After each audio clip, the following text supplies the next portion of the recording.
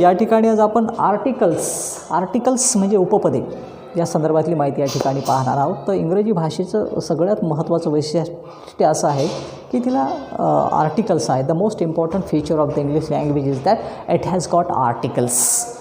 आणि आर्टिकल्स म्हणजे उपपदे. ज्याप्रमाणे मराठीमध्ये काना, मात्रा, वेलांटी, उकार असतो त्याप्रमाणेच भाषेला इंग्रजीला आर्टिकल्स आहेत. आर्टिकल्स पहा, इंग्रजीत दोन प्रकारचे articles. There are 2 types of articles of the English language. The first is indefinite articles, अनिश्चित उपपदे म्हणजे ए आणि ॲन. दुसरा आहे डेफिनेट आर्टिकल द. लक्षात आहे.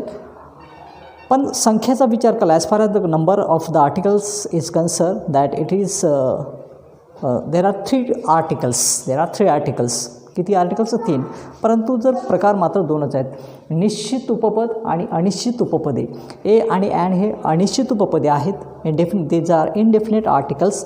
आणि द हे निश्चित उपपद. And the only the is the definite article. तर या ठिकाणी आपण आता ए आणि ॲन अनिश्चित उपपदाचे थोडक्यात माहिती पाहणार आहोत. But here we are just talking about the indefinite article. We are not going to talk about the definite article the. mind you, लक्षात ठेवा. तर द डेफिनेटचा आर्टिकल जो वापर आहे तो आपण नंतरच्या तासाला पाहू. परंतु या ठिकाणी ए आणि ॲनचा वापर कसा करायचा ते पाहूया. विद्यार्थी मित्रांनो, ए आणि ॲन हे लक्षात ठेवा, यांचा वापर फक्त एकवचनी सामान्य नामापूर्वीच करावयाचा असतो. याचा वापर अनेकवचनी नामापूर्वी, भाववाचक नामापूर्वी करावयाचा नसतो.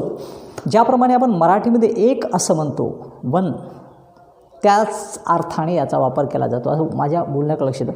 तो एक शिक्षक आहे, तो एक पत्रकार आहे, तो एक डॉक्टर आहे, तो एक ड्रायव्हर आहे, तो एक कवी आहे, तो एक लेखक आहे, तो एक वैज्ञानिक आहे, असं जसं म्हणतो त्याचप्रमाणे एक या अर्थाने ए आणि यांचा वापर केला जातो. लक्षात ठेवा, इंग्रजी भाषेतील जे एकवचनी सामान्य नाम, एकवचनी, mind you, I repeat this word, एकवचनी सामान्य नाम, एकवचनी ज्या एकवचनी सामान्य नामाची सुरुवात ही स्वराने होते. स्वर म्हणजे ए, ई, आय, ओ, यू हे इंग्रजी भाषेतील स्वर आहेत.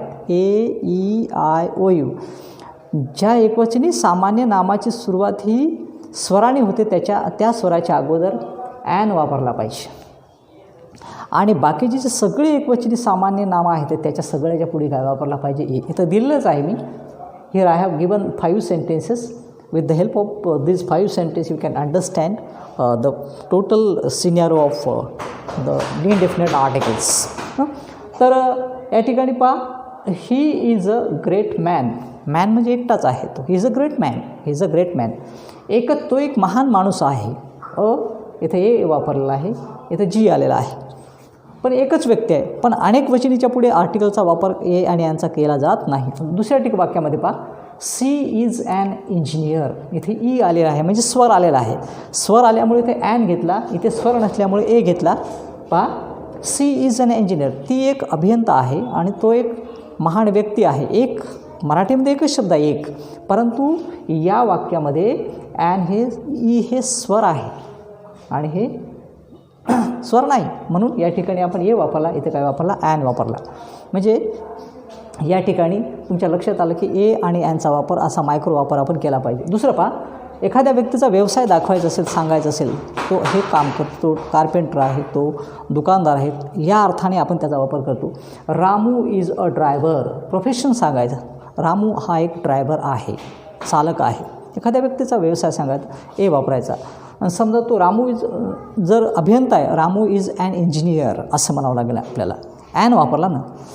पुढे पहा, एखादी वस्तू आपल्याला दाखवायची आहे जी आपण त्याचा उल्लेख कधीच अगोदर केलेला नाही. The thing which we are not already talked about or we are just not discuss about can be express through this articles. म्हणजे पहा, धिस इज अ पेन. एखादी आपण म्हणू शकतो ही पेन आहे. This is a pen. This is a book. This is a blackboard. This is a mobile phone. पहिल्यांदा सांगत असताना त्याचा आपण एकचा वापर करत असतो.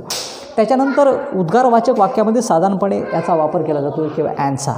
म्हणजे फक्त एवढं लक्षात ठेवायचं आपण की जर शब्दाच्या सुरुवात स्वराने होत असेल तर त्याच्या पुढे ॲन वापरायचा आणि बाकीच्या पुढे काय वापरायचा? ए वापरायचा. आता या ठिकाणी पहा, व्हॉट अ ब्युटिफुल हाऊस. उद्गारवाचक वाक्य, इट्स अन एक्सक्लेमेटरी सेंटेन्स.